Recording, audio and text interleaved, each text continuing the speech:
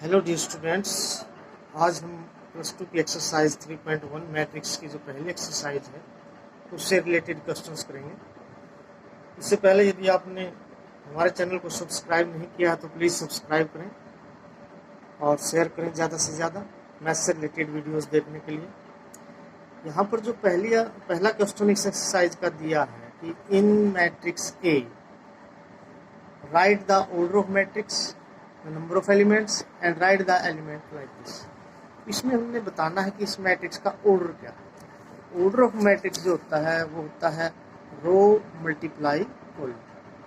तो रो into column आप कह सकते हैं। तो यहाँ पर अगर हम कॉलम की बात करते हैं तो रो इसके अंदर जो है हमारे पास देख रहे हैं हम कि यहाँ पर रो 1 2 3 रोज हैं और 1 2 3 4 कॉलम्स हैं।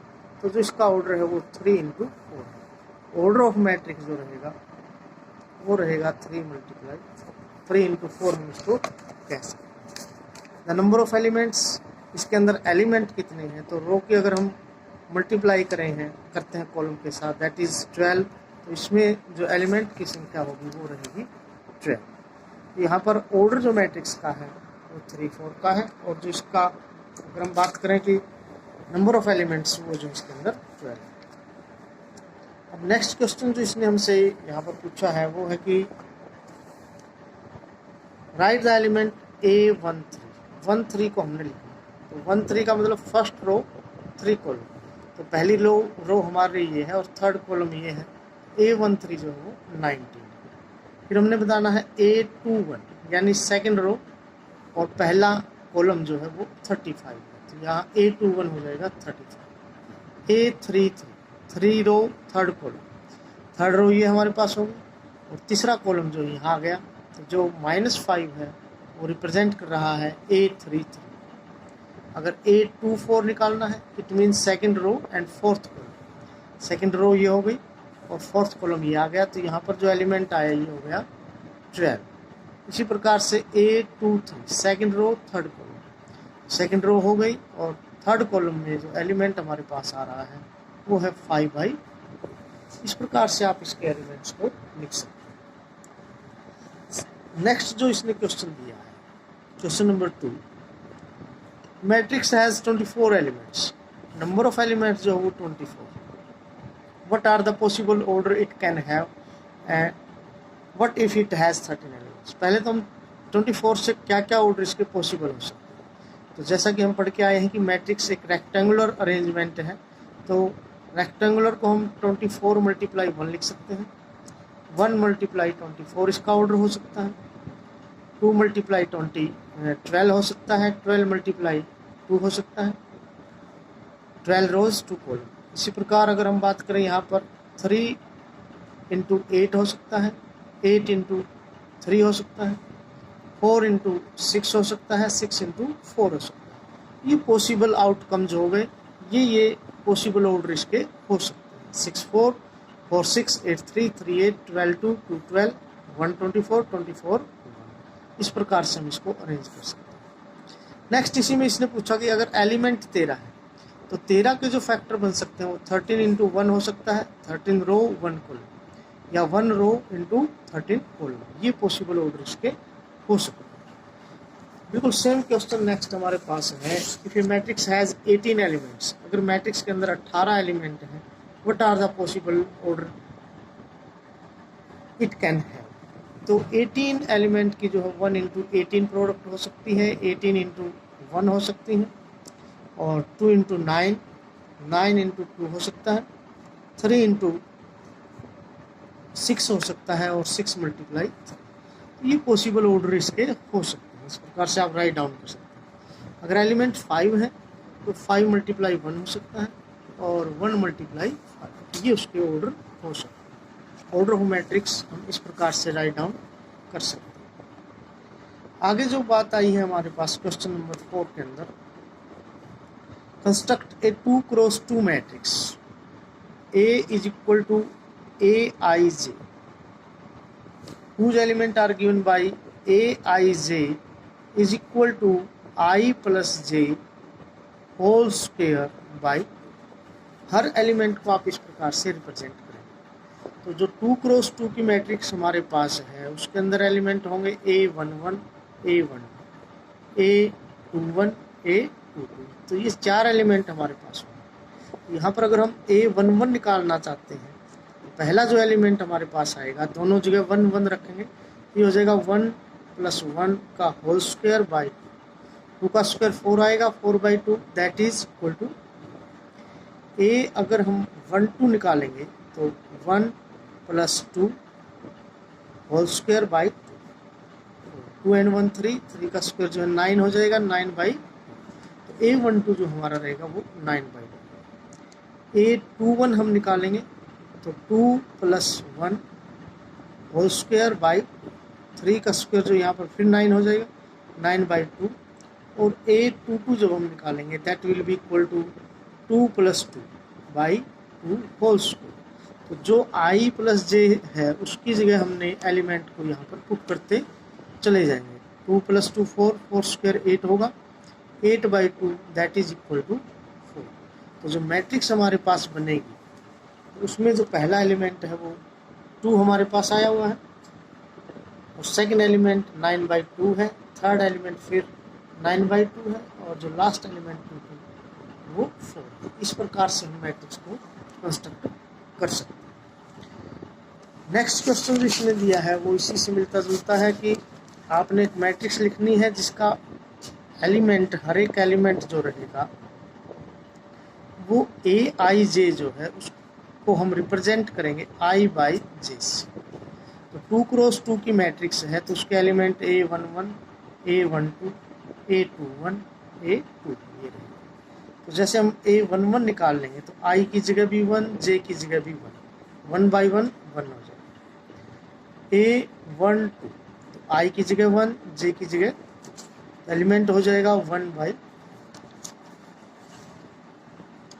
और आगे A21 I की जगह 2 है J की जगह 1 है 2/1 2 आ जाएगा। और A22 I भी 2 है और J भी 2 2/2 दैट इज जो हमारी मैट्रिक्स बनेगी यहाँ पर जो एलिमेंट हमारे पास आए हैं उससे A11 1 आया है, A12 जो है वो 1/2 हो गया, ये 2 आ जाएगा और यहाँ पर 1। इस प्रकार से आप मैट्रिक्स को कंस्ट्रक्ट कर सकते हैं। तो नेक्स्ट क्वेश्चन जो इसका क्वेश्चन नंबर 5 है उसमें दिया है कि आपने एक 3 क्रॉस 4 के ऑर्डर की मैट्रिक्स बनानी है। IJ जो एलिमेंट है वो बराबर दिया हुआ है 1/2 -3I + J modulus of all this. इस तरह की आपने एक मैट्रिक्स कंस्ट्रक्ट करनी है। तो इस मैट्रिक्स को कंस्ट्रक्ट करने के लिए हम देखते हैं जैसे हमने A11 एलिमेंट चाहिए तो पहले तो हम लिख लेते हैं कि मैट्रिक्स का जो ऑर्डर है वो 3 क्रॉस 4 का है।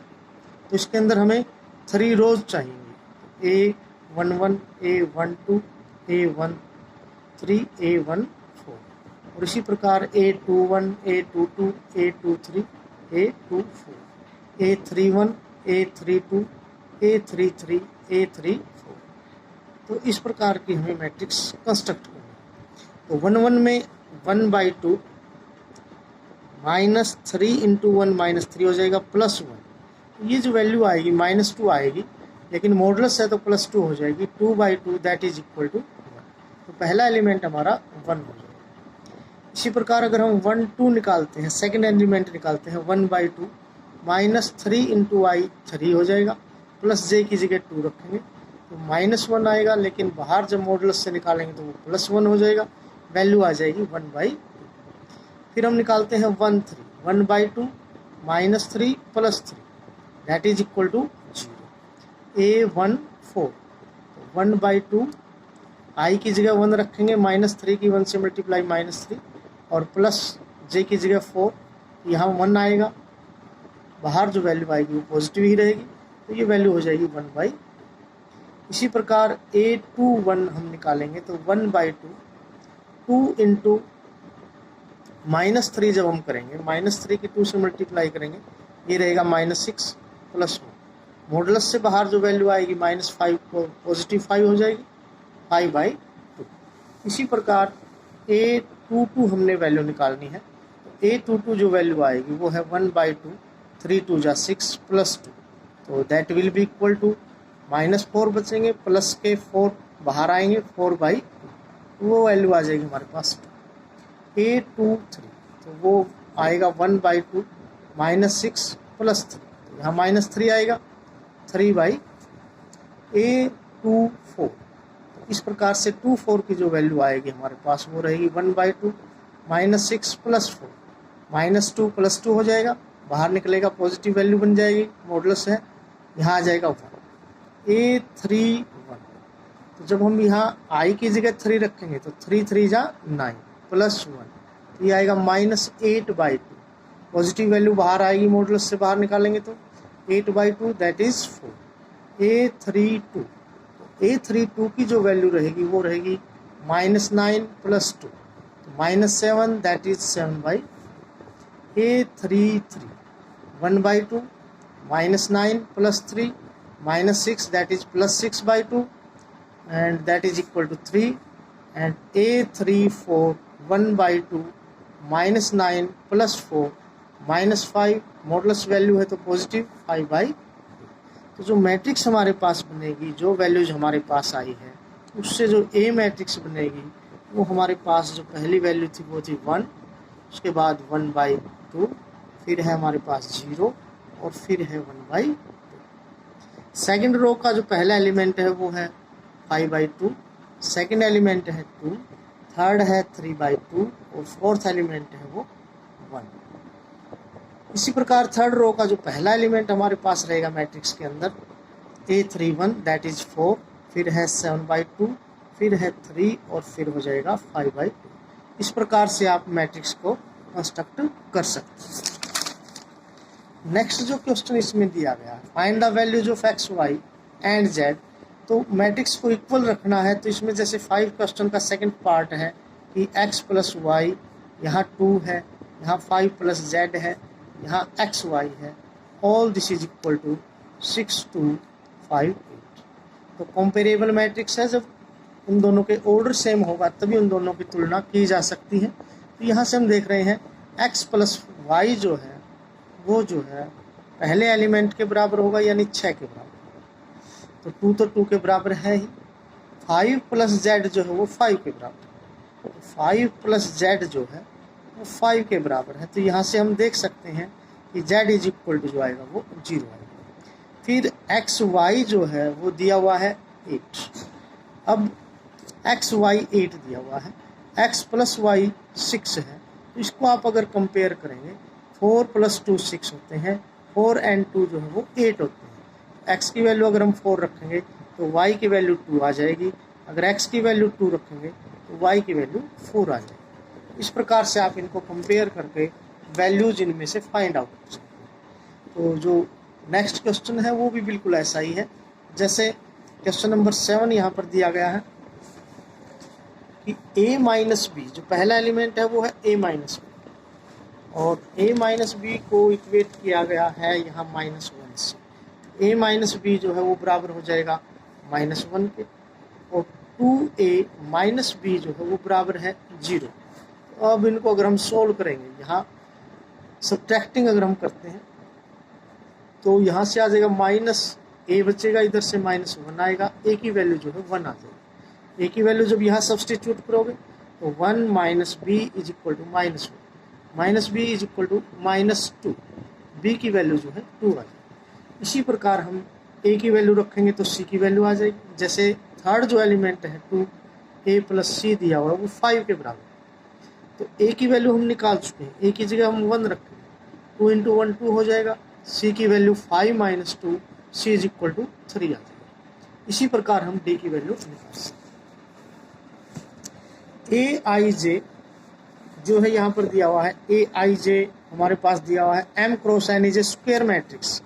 m × n इसका ऑर्डर है, तो स्क्वायर मैट्रिक्स का एक ही चीज़ है कि m जब n के बराबर होगा तभी वो मैट्रिक्स स्क्वायर मैट्रिक्स है। क्वेश्चन नंबर 9 है, उसमें भी बिल्कुल वैसे ही सोल्व करेंगे सभी पार्ट्स को। तो x y z की वैल्यू यहाँ से आप निकाल सकते हैं। जैसे 3x + 7 है, बराबर 0 रखेंगे, फर्स्ट एलिमेंट को फर्स्ट से इक्वेट करेंगे, 3x की वैल्यू आ जाएगी -7/3। तो 0 यहाँ पर दे रखा था तो x उधर जाकर माइनस का आ जाएगा, तो -7/3 वैल्यू एक्स की आ जाएगी। ऐसे ही आप वाई की और वैल्यू फाइंड आउट कर सकते हैं। क्वेश्चन नंबर जो 10 यहाँ पर दिया गया है, the number of all possible order of 3x3 matrix. Matrix का ऑर्डर जो है 3x3 है, एंट्रीज 0 और 1 हो सकती है। तो यहाँ पर जो प्लेसेस हमारे पास बन रहे हैं, हमारे पास दो वैल्यूज हैं 0 और 1, और जो प्लेसेस हैं वो 3 × 3 हो जाएगा। तो 2 की पावर 3 जो है यहाँ पर हो जाएगी 8, और 8 की पावर अगर हम 3 करते हैं दैट इज इक्वल टू 512, यानी 512 टोटल इसके अंदर अरेंजमेंट हो सकते हैं। इस प्रकार से आप इसके क्वेश्चंस कर सकते हैं। Thank you for watching this video.